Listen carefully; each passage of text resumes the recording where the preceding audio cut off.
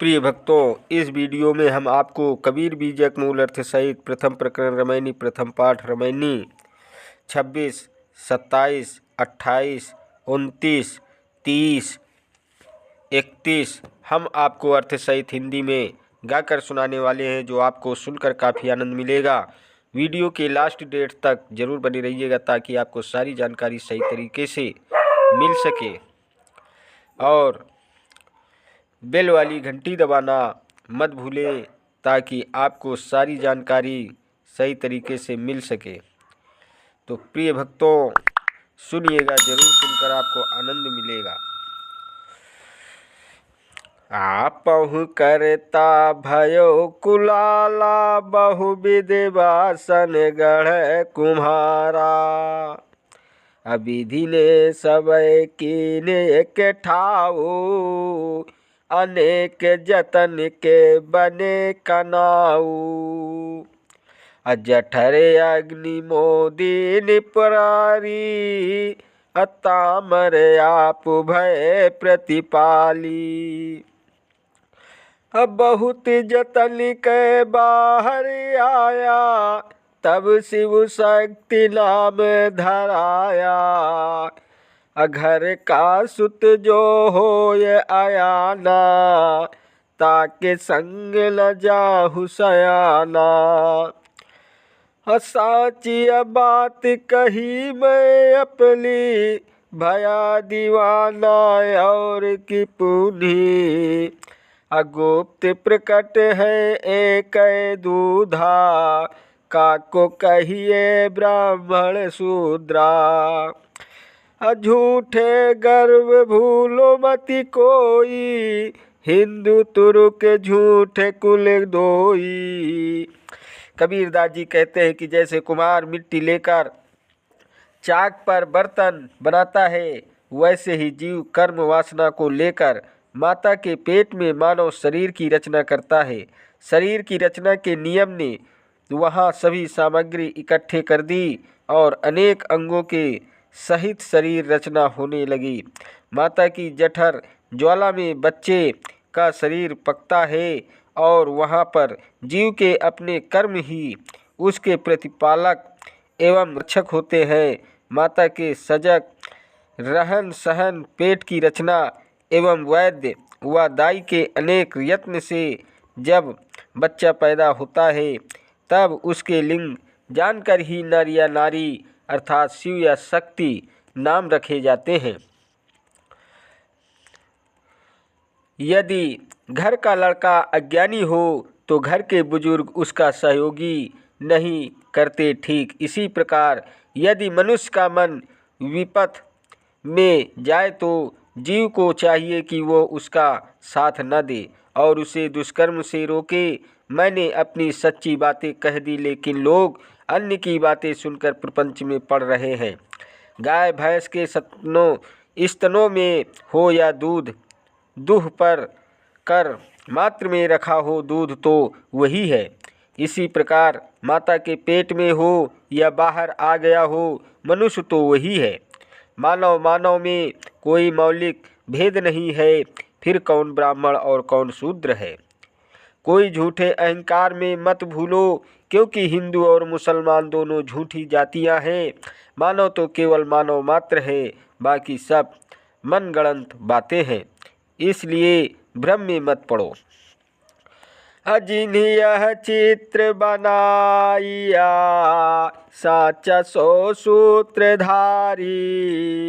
कहीं कबीर ते जन भले, तो चित्रवंत ही ले निहारी।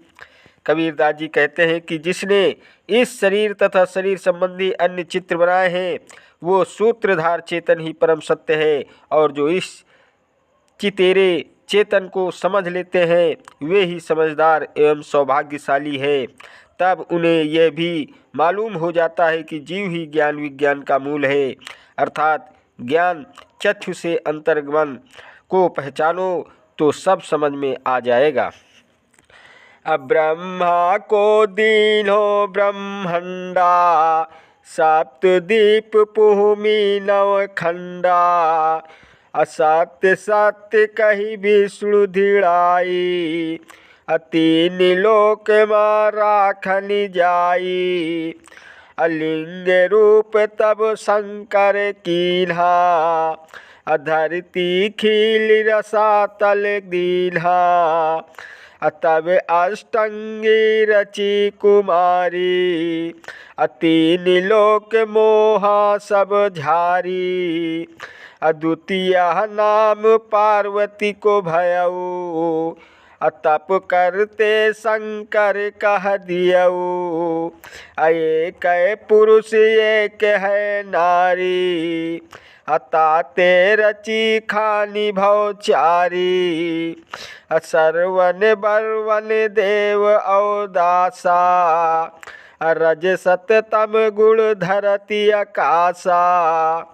लोगों की अवधारणा है कि अष्टांगी माया ने ब्रह्मा को ब्रह्मांड दिया, जिसमें 7 द्वीप और 9 खंडों सहित यह पृथ्वी है। उसी ने विष्णु जी को सत्याचरण वाला और सच्चा समझदार उनको स्वर्गलोक दे दिया।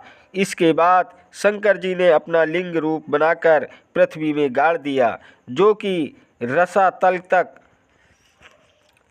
चला गया। इसीलिए आद्या ने उन्हें रसातल का अत्यधिक दिया। तत्पश्चात अष्टांगी ने 3 कुमारियों की रचना की। ये क्रमशः लक्ष्मी, सरस्वती एवं सती नाम से सुविख्यात हुई। ये अपूर्व सुंदरी थी और इनके सम्मोहन से तीनों लोग विमोहित हो गए, अर्थात ब्रह्मा विष्णु महेश भी मोहित हो गए।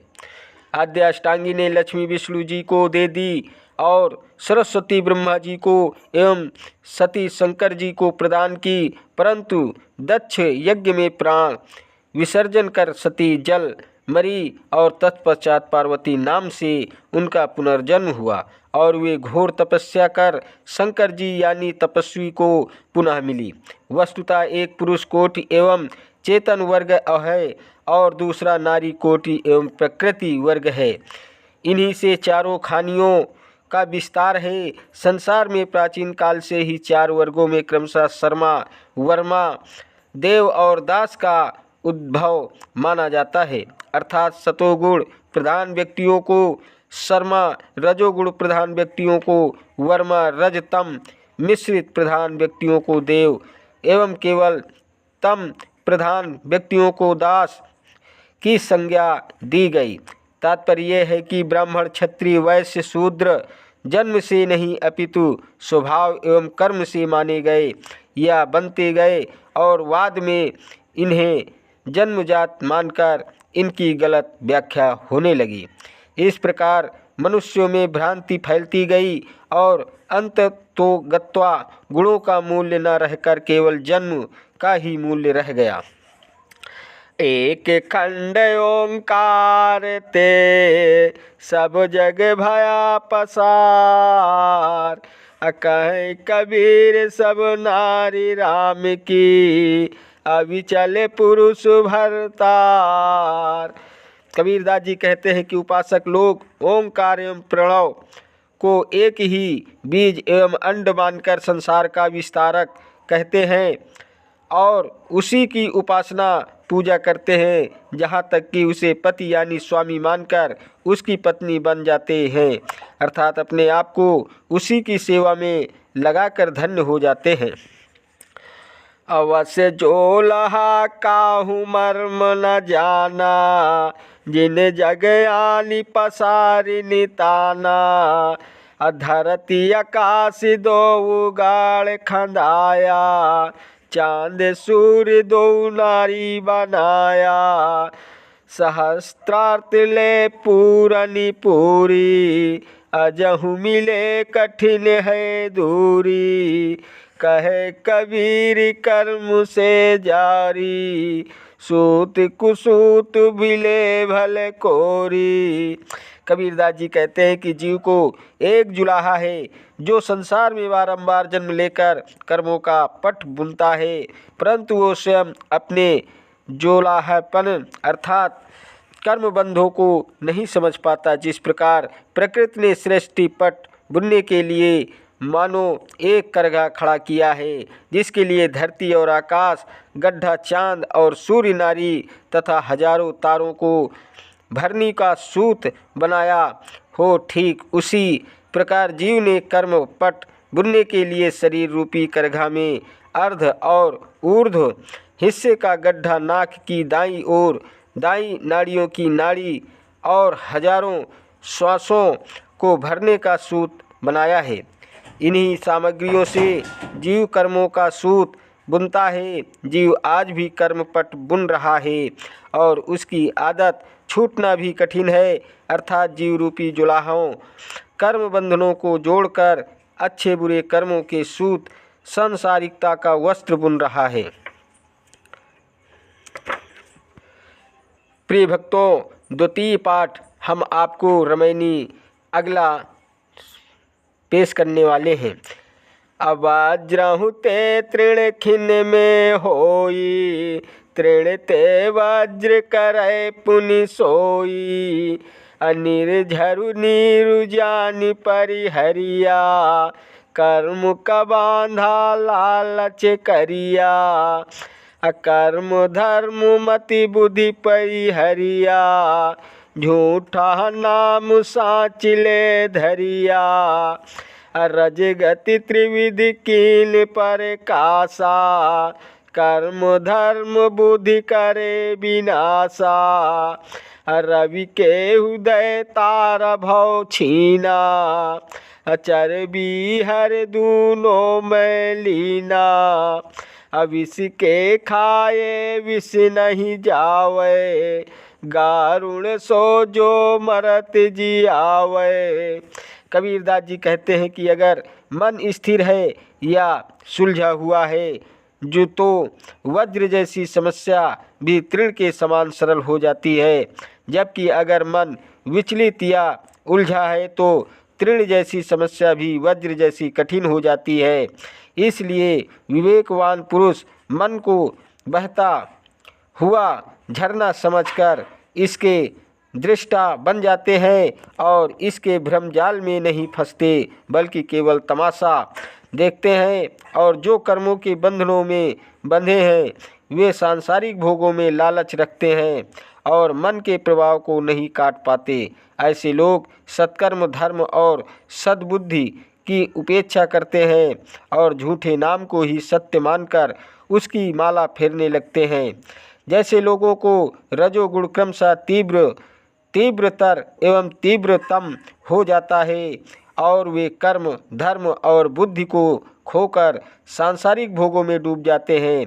जैसे तारों का प्रकाश चर अचर में लीन होकर उन्हें प्रकाशित करता है, परंतु सूर्य के उदय होने पर अस्त या विलीन हो जाता है, ठीक उसी प्रकार स्वरूप ज्ञान के उदय होने पर लौकिक ज्ञान का अहंकार नष्ट हो जाता है। विष का प्रभाव पुनः विष खाने से नहीं मिटता। औषधि तो वो है जो मरते हुए को जिला दे, अर्थात भोगों से मन तृप्त न होगा, त्याग से ही तृप्त हो सकता है। अवलख जो लागी पलक में, पल कहीं में डसी जाए। अबिसहर मंत्र न माने, तो गारुण काह कराए। यदि मनुष्य भोगों से हटता है तो वो अपना लक्ष्य कहीं अगम अगोचर में खोजता है, जो उसके मन का भटकाव है। जब आदमी देश और काल की दूरी में परमात्मा या मोक्ष खोजता है, तभी मानो उसको अज्ञान सांप ने डस लिया। सद्गुरु बताते हैं कि तुम्हारा लक्ष्य तुम्हारी आत्मा ही है, परंतु गुरु के ऐसे उपदेशों को जीव नहीं मानता तो क्या किया जाए। औ भूले खट दर्शन भाई, पाखंड भेष रहा लपटाई। अजीव शिव का आहि न सोना, चारिव वेद चतुर गुण मौना। अजैनी धर्म का मर्म न जाना, पाती तोरी देव घरे आना।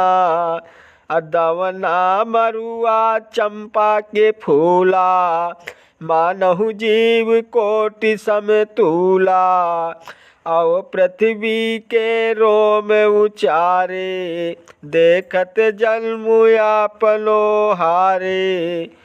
मंथम बिंदु करे असरारा, कल्पय बिंदु खसे नहीं द्वारा। अता कर हाल होए अद्भुता, चौदर्शन में जैनी बिगुरुचा।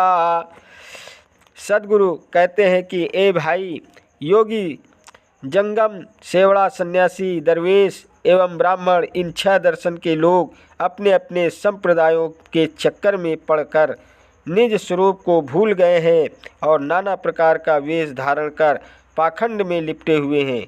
जबकि पाखंड ही जीव के कल्याण का नाशक है। वैसे तो चारों वेद कर्मकांड परक है, परंतु स्वरूप ज्ञान की बात आने पर ये भी मौन भी रहते हैं। जैनी लोग धर्म का रहस्य नहीं जानते, अर्थात एक तरफ तो यह मानते या कहते हैं कि फूल पत्तियों में करोड़ों देहधारी जीव निवास करते हैं, परंतु दूसरी तरफ दमना, मरुआ, चंपा आदि के फूल और पत्ते तोड़कर देव मंदिरों में मूर्तियों पर चढ़ाते हैं। अतः इनके मतानुसार वह तो करोड़ों जीवों की हत्या हुई। तात्पर्य यह है कि अपने सिद्धांत पर भी नहीं है। इतना ही नहीं, जैनी साधक अपने सिर एवं दाढ़ी, मूछ के बाल भी उखाड़ते हैं, अर्थात अपनी ही आत्मा को व्यर्थ पीड़ा देते हैं। तात्पर्य यह है कि अपने आप को ही धोखा देते हैं। कितने ही लोग तो ब्रजोली क्रिया साध कर वीर को गिरने से रोकते हैं और संभोग के समय भी वीर क्षरण से बचाते हैं और इसे अपनी जीत यानी पक्का योग मानते हैं। ऐसे लोगों की दशा तो वास्तव में अद्भुत है। तात्पर्य यह है कि योगी जंगमादि 6 दर्शनों में से सेवड़ा अर्थात जैनी भिन्न ही है और इनकी मान्यताएं एवं साधनाएं और अधिक उलझन पूर्ण एवं विवादास्पद है। अज्ञान अमर पद बाहिरे, नियरे ते है दूर। अजो जाने ताके निकट है, नाही तो राह सकल घटपूर। कबीरदास जी कहते हैं कि यह ज्ञान स्वरूप जीव और अमर पद है और अमर पद की स्थिति 6 दर्शनों पाखंडों से बाहर है। यह निकट यानी निज स्वरूप होते हुए भी पाखंडों में उलझे होने के कारण दूर सा हो गया है। अर्थात जो ठीक से जानता है उसके निकट और जो अज्ञानी है उसके लिए घर घर में होते हुए भी परम तत्व दूर है।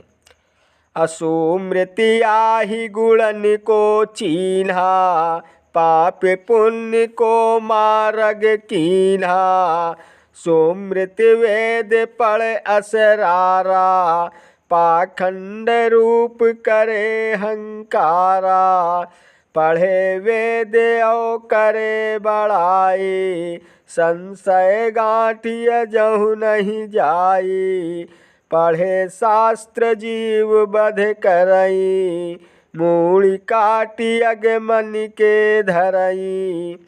स्मृतियाँ एवं धर्मशास्त्र गुण दोषों की पहचान करते हैं एवं पाप पुण्य का निर्धारण भी करते हैं।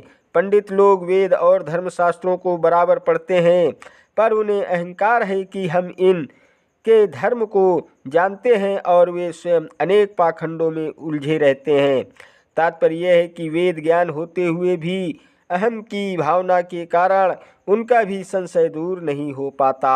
एक तरफ तो शास्त्र वेद पढ़ते हैं और दूसरी तरफ जड़, पानी, पत्थर, देवी देवताओं के नाम पर जीववध करते हैं। तात्पर्य यह है कि निर्जीव देवी देवताओं के समक्ष अजीव प्राणी का सिर काट कर रख देते हैं, अर्थात देखते हुए भी अंधे बने हैं। कहे कबीर ई पाखंड, बहुतक जीव सताव। अनुभव भाव न दर्शै, जियत नया पुरखाओ। कबीरदास जी कहते हैं ये धर्म का पाखंड अनेकों जीवों को सताता है और वे अपनी अनुभूत पीड़ा से भी प्रेरणा नहीं लेते कि पीड़ा देना कितना पाप है। तात्पर्य यह है कि जो दूसरों को पीड़ा देता है वह विवेक संपन्न मानव जीवन पाकर भी अपने आप की रक्षा नहीं कर पाता। प्रिय दोस्तों, इसके आगे के रामायणी हम आपको अगली वीडियो में गाकर सुनाएंगे। तब तक के लिए हमारे अगली वीडियो का इंतज़ार रखिएगा। प्रिय भक्तों, प्रिय दोस्तों, यदि वीडियो आपको सुनकर पसंद आया हो तो वीडियो लाइक, शेयर और सब्सक्राइब कीजिएगा। चैनल पर नए हैं तो बेल वाली घंटी दबाना मत भूलें ताकि आपको इसी प्रकार की नोटिफिकेशन हमेशा मिलती रहे। धन्यवाद देता हूं आप सभी को, मेरा यूट्यूब वीडियो देखने वाले दर्शकों को। नमस्कार दोस्तों, जय हिंद, जय भारत, वंदे मातरम, वंदे मातरम।